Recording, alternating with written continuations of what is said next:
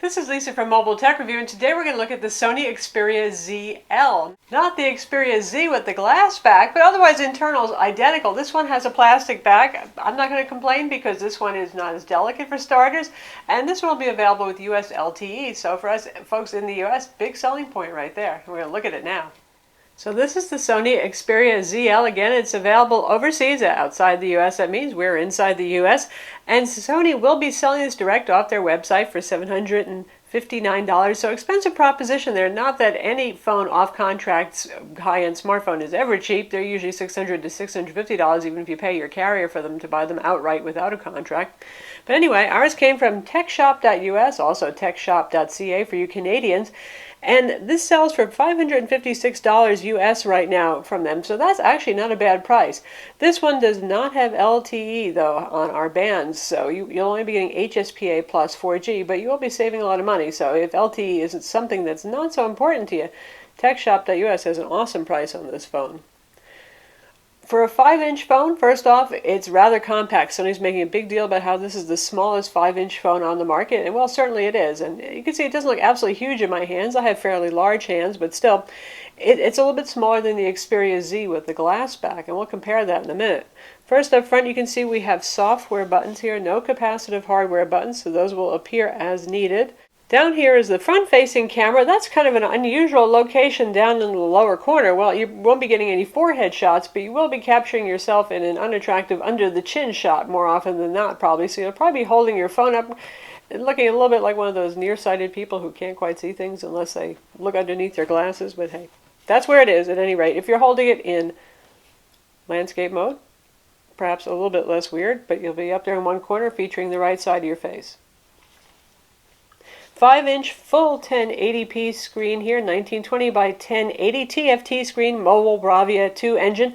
Again, same as the Xperia Z. Everything inside of this, all the hardware features, except for the casing, are the same as the Xperia Z that we just reviewed recently, so I'm not going to go into excruciating detail about all the hardware, but we're going to cover the casing and the differences in terms of features here. On the side, one thing I really like actually over the Z is there's a dedicated camera button, also works to be your shutter button. Really interesting there, a standard for Windows phones, but something you don't see very often otherwise. And for a phone that has a 13 megapixel rear camera, it's a pretty camera-centric device here, so I really like actually having that button right there. So our power button, much like on the Xperia Z, also looks a little bit like the PS Vita, kind of nice looking. Shiny edge, you can see, picks up fingerprints. It already is, just as I'm touching it. Here are the volume controls right here. Stick out just enough to be easy to operate, but I have not hit them accidentally. Up top, our headphone jack. On this side, micro USB port. This micro USB port supports MHL out for output to HDMI, TVs, projectors, monitors, that kind of thing, and it also supports USB host.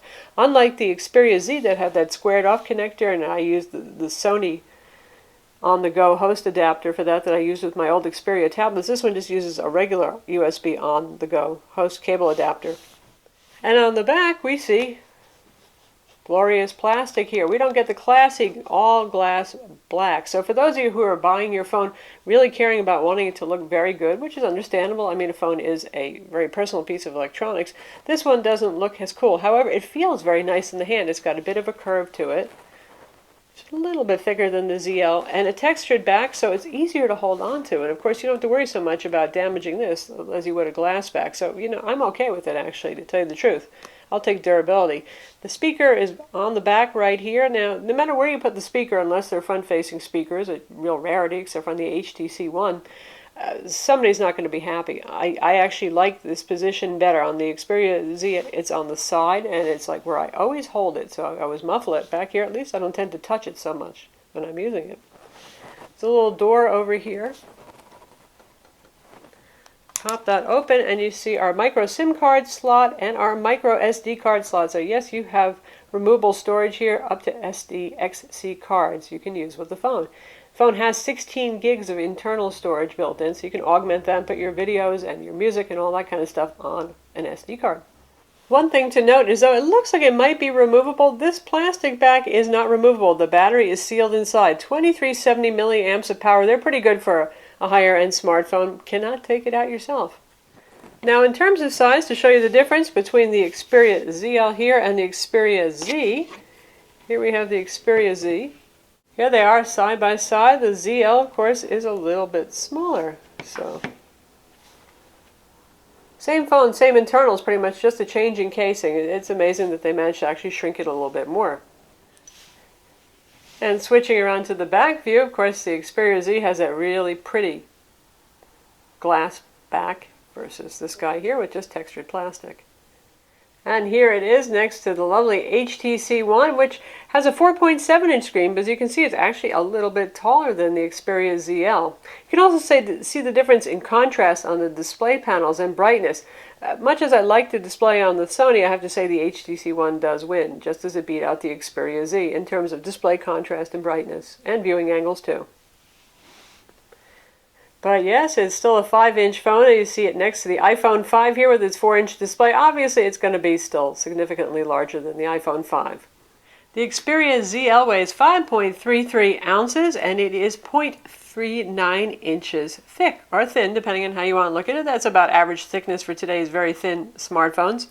It's powered by this same 1.5 gigahertz Qualcomm Snapdragon Crate S4 Pro dual-core CPU, so you're looking at very good performance, not quite as fast as the HTC One and the upcoming Samsung Galaxy S4 that have the even newer Qualcomm Snapdragon 600 CPU clocked even a little bit higher, but still, gee, there's a lot of horsepower here. It's plenty enough to do just about anything you can think of doing with this phone. It has 2 gigs of RAM, and as I said, it has 16 gigs of internal storage, dual-band Wi-Fi, Bluetooth 4.0, NFC, with NFC being on the back, as it is with most phones, right around there. GPS with GLONASS. So a full-featured phone right here.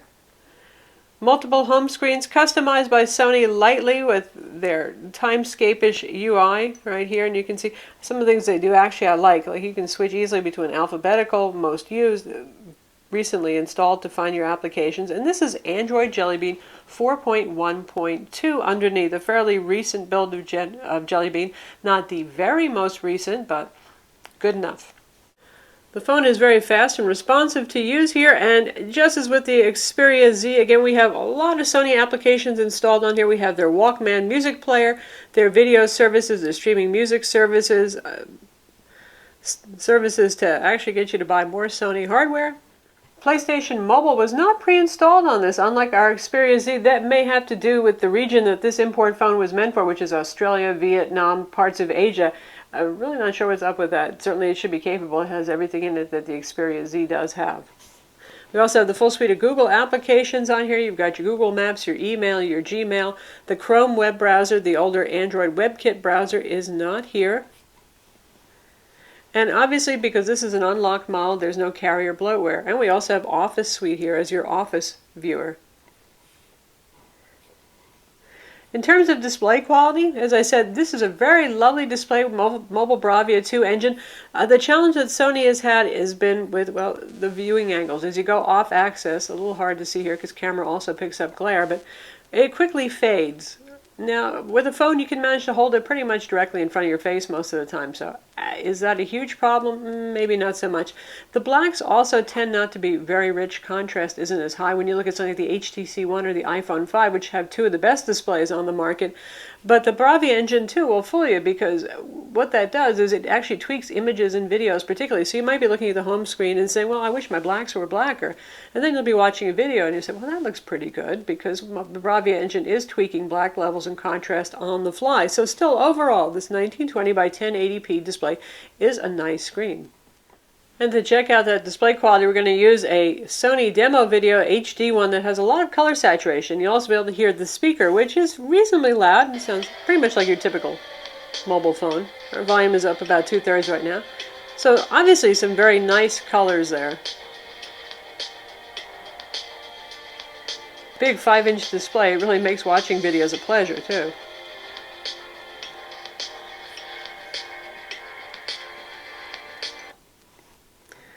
And again, full 1080p screen, so full HD movies make sense on this, and via MHL, you can actually output to your TV if you want, or you can use DLNA as you see fit. Now again, this is not the LTE model of the Xperia ZL. That'll be coming out in the US soon. So we're using HSPA Plus on here. I have an AT&T SIM in here. Also works on T-Mobile. Again, this is unlocked GSM, and it has HSPA Plus, 3G, and what the carriers like to call 4G, even though it's not quite, on both T-Mobile and AT&T bands. And you can see our speeds here, which for HSPA Plus on AT&T are pretty much par for the course. Pretty good. Certainly web browsing speeds are going to be fine with this. Email download speeds, even app downloads are going to be fine, but not incredibly, wickedly fast like on LTE. And this does have the mobile hotspot feature, so you'll get pretty decent speeds there, but not rip-roaring speeds, obviously, that you would on LTE. Again, Sony will be selling an LTE model this, but it will be quite expensive at $759. Call quality on the phone, just like with the Xperia Z, has been excellent. Nice, good volume, really clear and rich. Easy to use dialer right here. You have your recent call log, and you can switch between your favorites, your contacts, all that sort of thing. So as a voice phone, highly recommended. Works fine with our Bluetooth headsets and car kits that we tested as well. Good stuff there. In terms of benchmark speeds, you would expect this to do pretty much the same thing as the Xperia Z, and in fact, it does. We've got a quadrant result of 7466, very respectable among Android smartphones, on to a really good 20,473. GL benchmark 2.7 using the Egypt HD 2.5 test, 32 frames per second on and off screen. And SunSpider was 1284, and that's using the Chrome web browser, which tends to benchmark a little slower than the old Android WebKit web browser, but Chrome is all we got right here. We don't have the older Android web browser. So all respectable speeds, fast phone, and we've got Real Racing here, so we'll give that a go so you can see how it plays. So now we're in Real Racing 3, and we're going to race our beginner's Nissan Silvia in the first race. And this is a good one because there's a lot of cars in the race with you, so you can see how the frame rates hold up.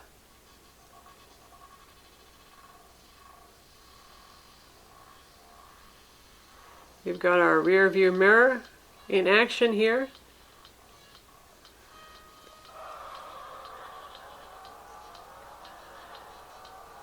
I'll practice some hostile driving soon.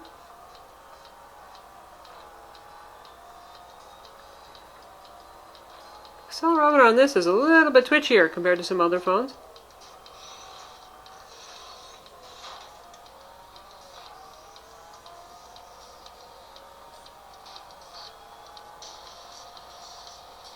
Definitely a little bit twitchier.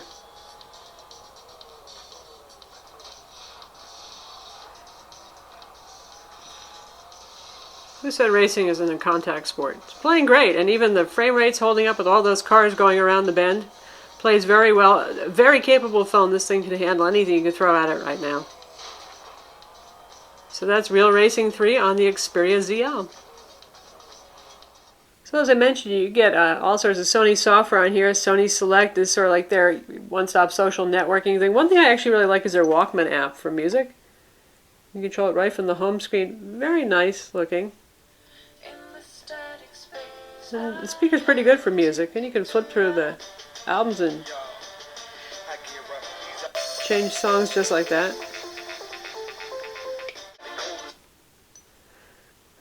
And you can see up here on the menu we have a throw option. That's Sony Speak for basically sharing over DLNA. If you have pretty much Sony components, Sony Smart TV, you can throw the content at the TV or the AV and actually play your content through your home music system. Now one of the real stars of the show here is the 13 megapixel rear camera Exmor RS sensor, f2.4 lens, so pretty fast lens. Takes really nice shots. Sony doesn't tend to use a lot of post-processing sharpening, so some folks might say photos look a little bit soft, but you can always sharpen that up using your favorite image editor after the fact. And on screen you can see we have a big button here for taking a still photo. We can shoot video. Our shooting modes are up here. Intelligent Auto is the default. And I would recommend it because it really does a very good job. But you can see you have a bunch of options here. Burst, picture effects, sweep panorama. Has HDR. And switching between your cameras, you have flash control right there and even more settings.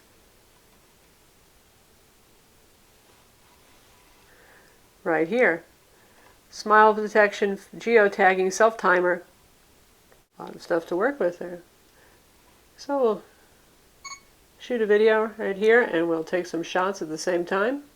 And they're appearing right over here. It's not making any noise, so we don't interrupt our video. Just taking a shot, you can tap the focus if you want to. Usually it picks the right thing. It's very good at detecting faces. Quick enough, works well. Definitely a nice camera. And here are some of our photos of our exciting bath toy, for example. Good colors, not hyper exaggerated. Some people might want a little more color saturation. I think they're fairly natural, to be honest. You can always, again, post-process more color in there if you want. And we took lots of pictures of the bath toy while we were shooting a video, and here's our cat sitting in a very dark room. Handles dark lighting reasonably well. Not like the HTC one with its ultra pixel camera, but honestly, pretty darn good job right there. Though the phone has a pretty capacious 2370 milliamp battery, just like the Xperia Z. Battery life has not been so great for us, and obviously this is HSPA plus only model right here, so it's not LTE sucking down the power. Anything that involves the screen being turned on, which means anytime you're looking at the phone and interacting with it, that really sucks the battery pretty quickly. Playing real racing, you can just see the battery meter going down as you're playing, but even doing normal things like checking email, web browsing, streaming some videos, not really good. For claimed video playback time, Sony says 5.5 hours, which really isn't very impressive, and it's actually accurate. That's about all we could get. With a mix of average use, about 7 hours of actual screen on time. So you can throw in some calls there. When you're making calls, the screen is off, and actually battery life's just fine when you're making calls. But overall, not a real strong performer in the battery life department. So that's the Sony Xperia ZL. It's available right now. If you're overseas, it's available right now in the US through importers like techshop.us, who send us this loaner for review. And soon it'll be available on Sony Mobile's own website, selling direct with LTE for $759. Honestly, it's a very nice phone, and for those of you who are out of contract or don't wish to be in contract and using a GSM provider, T-Mobile and AT&T being the biggest in the US, it's certainly a nice phone, and it does a reasonably good job of standing up to the HTC One and the Samsung Galaxy S4. Definitely like the camera on this, and it'll be interesting to see how this holds up against the Galaxy S4, which has 13 megapixel camera as well, particularly for a traditional kind of sensor versus the HTC One with its ultra pixel sensor. But I suspect that overall a lot of you are probably going to opt for the HTC One or the Galaxy S4 in the US just to get that US carrier support and that little care and feeding that you feel like you might be getting from them, not to mention subsidies. But for those of you who are overseas, certainly also a strong contender. So that's the Sony Xperia ZL, available overseas through a variety of carriers, and in the US we get them through importers like TechShop, as I mentioned, who supplied our review unit.